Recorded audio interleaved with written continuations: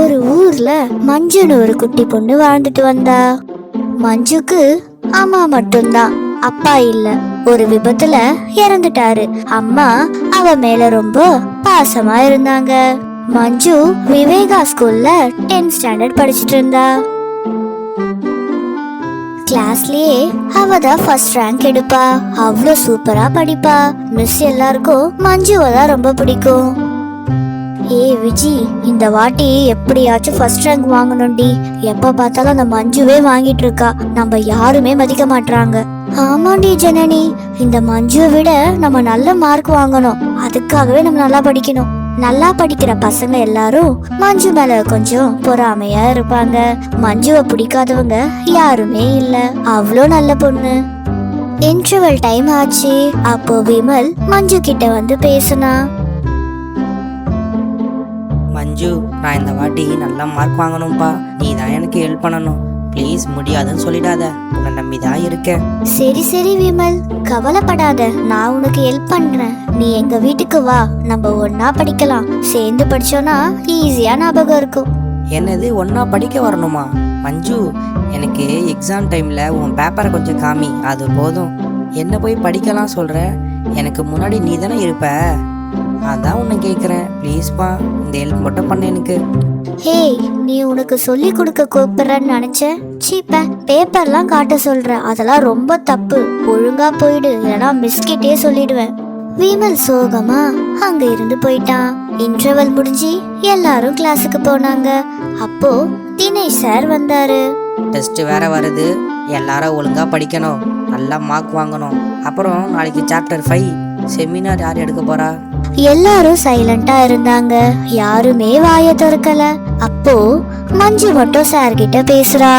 Sir, நான் எடுக்கிறேன் sir. நான் ஆல்ரெடி ப்ரிப்பேர் இருக்கேன். லைட்டா ரிவர்ஸ் மட்டும் பண்ணா போதும். அதானே, எப்பவுமே மஞ்சு மட்டும் தான் வில்லிங்கா இருக்கா. நீங்க யாரும் எடுக்க மாட்டீங்க. இந்த மாதிரி செமினார்லாம் எடுத்தாதான் உங்களுக்கு ஸ்டேஜ் ஃபியர்லாம் போகும். இந்த வாட்டி மஞ்சு எடுக்கட்டும். நெக்ஸ்ட் டே நான் சூஸ் பண்றவங்க செமினார் எடுக்கணும். அதனால எல்லாரும் ப்ரிப்பேர் பண்ணிட்டு வந்துருங்க. மஞ்சு ஸ்கூல் முடிச்சிட்டு வீட்டுக்கு போயிட்டா.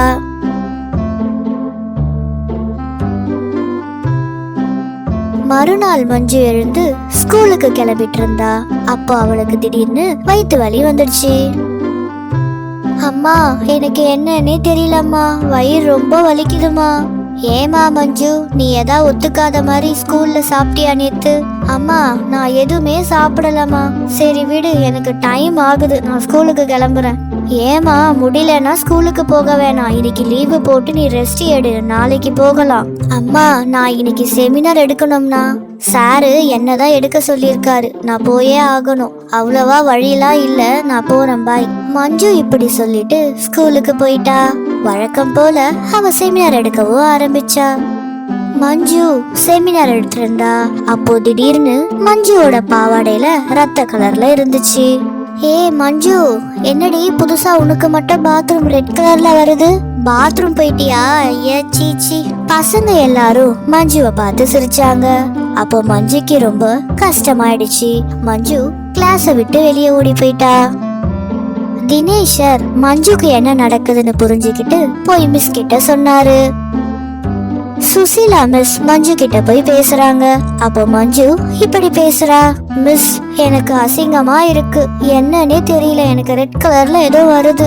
எல்லாரும் என்ன பார்த்து சிரிக்கிறாங்க. மஞ்சு, இது மாதவிடாய். பொண்ணா பிறந்தா எல்லாருக்கும் ஒரு வயசுக்கு மேல வரும். நீ ஏஜ் அட்டென்ட் பண்ணிருக்க.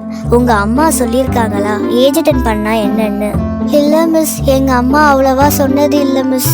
சரி மஞ்சு, நீ அழுகிற அளவுக்குலாம் இது ஒன்றும் பிரச்சனை இல்லை. பசங்களுக்கு யாருக்குமே தெரியல. தெரிஞ்சா யாருமே சிரிக்க மாட்டாங்க. நீ வீட்டுக்கு போ, நான் கார் அரேஞ்ச் பண்றேன். மஞ்சுவும் வீட்டுக்கு போனா. தன்னோட அம்மா கிட்ட எல்லாத்தையும் சொல்லி அவளுக்கு என்ன நடந்ததுன்னு டீட்டெயிலா சொல்லி கேட்டு தெரிஞ்சுக்கிட்டா. அப்புறம் வழக்கம் போல மஞ்சு ஸ்கூலுக்கு வர ஆரம்பிச்சா. நல்லா படிக்கவும் செஞ்சா.